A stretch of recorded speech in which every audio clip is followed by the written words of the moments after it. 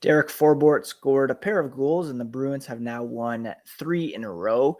This is Ian McLaren, host of Locked On Boston Bruins, and welcome to a special mini bonus episode here on Saturday, November 20th, after the Bruins have just defeated the Philadelphia Flyers by a score of 5-2.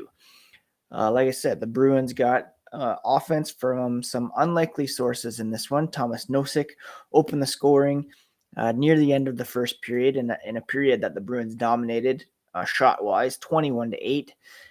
From there, Derek Forbort scored his third goal of the season just 30 seconds into the second period. They allowed Derek Brassard to score shortly thereafter, continuing a bit of a troubling trend where, they score, teams come back, score pretty quickly. Brassard scored later in the second on the power play to tie things at 2. But then it was all Bruins from there. Derek Forbort with an absolute snipe. Before the end of the second, Craig Smith added his first goal of the season, and then David Pastrnak sealed it in the third period on a beautiful pass, primary assist from Jakub Zboril, Jakub Zboril, who I don't think should be removed from the lineup anytime soon. Overall, the Bruins outshot the Flyers 44-31. And the underlying numbers certainly supported a Bruins win in this game in all situations. They had a 61-49 advantage in shot attempts, scoring chances 26-19. High danger chances were 12-10 in favor of the Bruins, and they had an even bigger advantage when it came to 5-on-5. 8-5 high danger chances in favor of the Bruins. Scoring chances were 20-12, and they had 56.3 of the shot attempts in their favor in this one.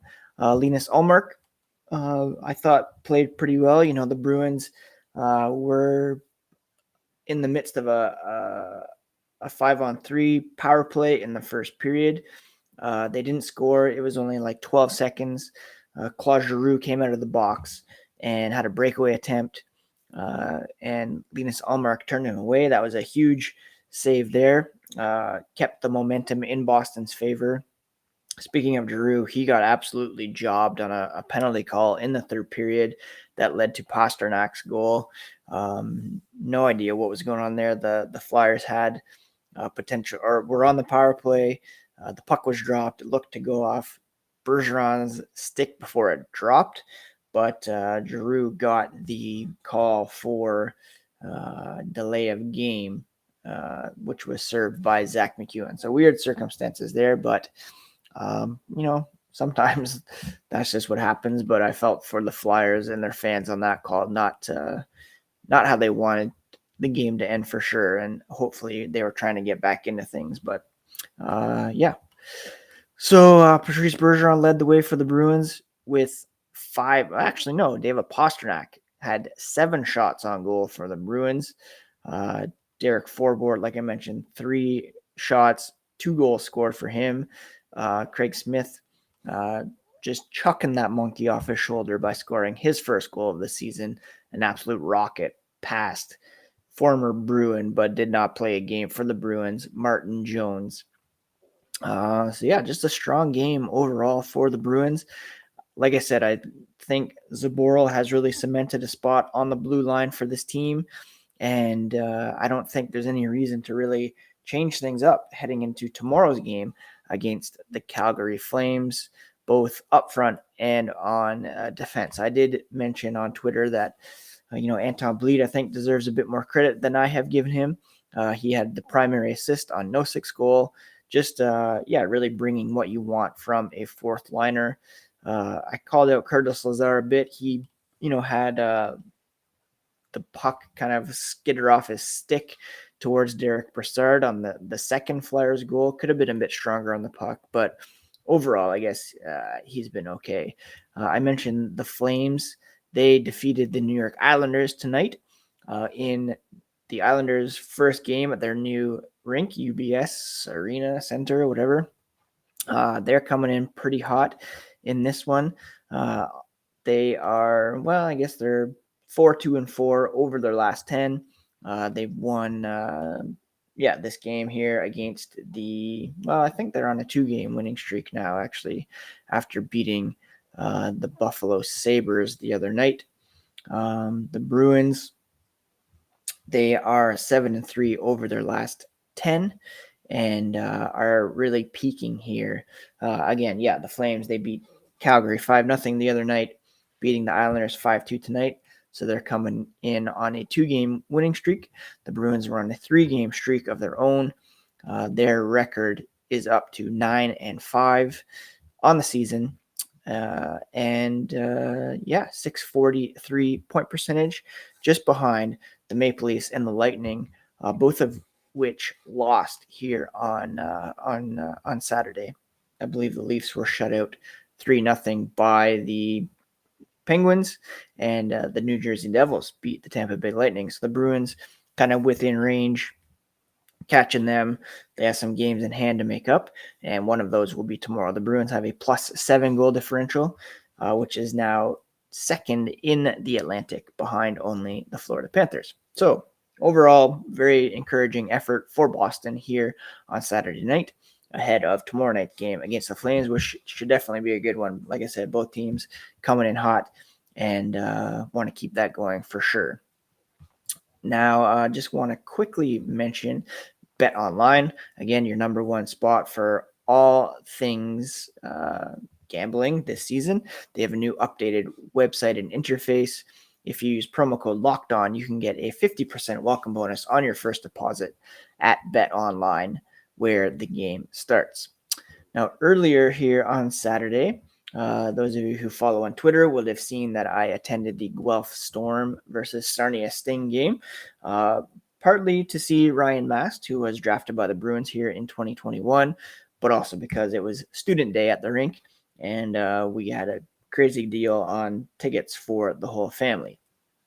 Now, Ryan Mast, I should say, a very big boy. He solid in his own zone. I wouldn't necessarily call him an offensive flair kind of guy. If there's anybody on the team right now that I compare him to, maybe a Brandon Carlo, big, solid in your own zone, can get the puck out of your zone. So I was encouraged by what I saw from Ryan Mast. Could be a couple years away yet from, I would think that he would need to finish out his junior career, maybe this season and next, jump to the AHL and get something going there. But funny story. I was going to the washroom, second intermission. I was wearing my Bruins mask and my Locked On podcast toque, and just walking down the concourse, and a fellow Storm fan says, "Oh, are you a Bruins fan?" I mean, the mask is there. And I said, "Yeah, of course." And he says, "Well, you'll never believe it. Don Sweeney's just down the concourse." I said, "What?" So I go down, walk towards where the guy said he was. Sure enough, Don Sweeney standing there. So I went up, said hello, host the Daily Boston Bruins podcast. Obviously not reaching out to have him on, but that would be amazing. If he wants to come on, please do. But just saying, hey, welcome to town.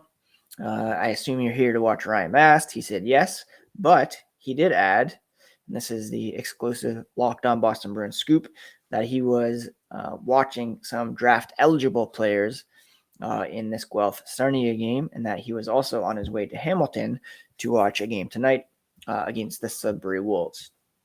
So, quick digging. The NHL did release the players to watch list, our NHL Central Scouting, where they give players grades. So there's A grade players, B, C, all the way down to, I don't know if they give them D's, A, B's, and C's.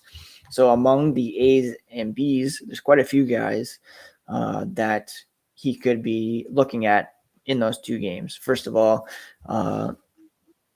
Guelph Storm center Danny Zhilkin. He has really gelled with Sasha Pastujov, who was drafted by the Anaheim Ducks. They also have Matthew Poitras, who was also an A-grade guy. So those two players for sure. And then there's also, among the Guelph Storm, there's center Jake Carabella, center Braden Bowman. So a lot of these centers, which we all know the Bruins need to start building up that prospect pool. There's 4 draft eligible ones in Guelph. They have a goalie in Jacob Oster, and but those 4 guys, I would assume he would have been looking at during this game. When it comes to the Sudbury Wolves, they too have a pretty good center who will be available in the draft in David Goyette. They also have a center in a couple guys that are looking pretty good, but that one Goyette, he is a B grade center. And then Hamilton, they have a defenseman that they might be looking at in Jorian Donovan.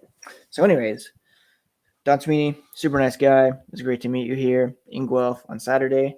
I think he probably liked what he saw in Ryan Mast, but I hope he liked what he saw in these 4 Guelph Storm centers who will be available in the draft. Danny Zhilkin should be a first-round pick, I think, and I would love to see him on the Bruins for sure. NHL.com released an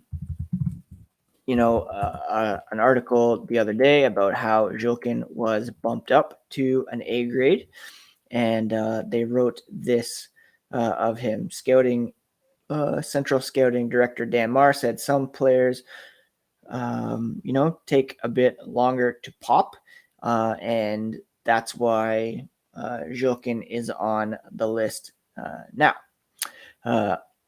Joey Tanute, the Central Scouting, another guy from there, he said it's very evident by watching Zhilkin that he's ahead of the curve at this point from a lot of prospects. Plays a mature game, top-line player that plays in all situations for Guelph, big part of the team, and he's a very strong skater. Danny Zhilkin, definitely a guy to keep an eye on or an ear out for come draft time when it comes to the Boston Bruins. It was really cool to bump into to Don Sweeney. Check my Twitter at Ian C. McLaren for a photo of him and my son. I was able to explain to my son what he did, that I watched him play as a kid and as well. So that was really cool. And shout out to that fan who tipped me off to his presence in the building. I think that's it for this mini bonus episode of Locked On Boston Bruins. Again, the Bruins with a decisive 5-2 victory over the Flyers here on Saturday, improving their record to 9-5. They are 7-3 over their last 10 games, and riding a 3-game win streak here that hope to keep going against the Calgary Flames tomorrow night. I'll be back with a fresh episode on Monday to recap everything that happens in that one, to go over the weekend as a whole. And I hope you all enjoyed tonight's game, and that they can keep it going tomorrow night. So thanks so much for listening to this bonus pod. Please do subscribe on Locked On Boston Bruins on your favorite podcast app, on YouTube. And thank you all for the support. This was, I believe, one of the highest weeks in the history of the podcast for downloads.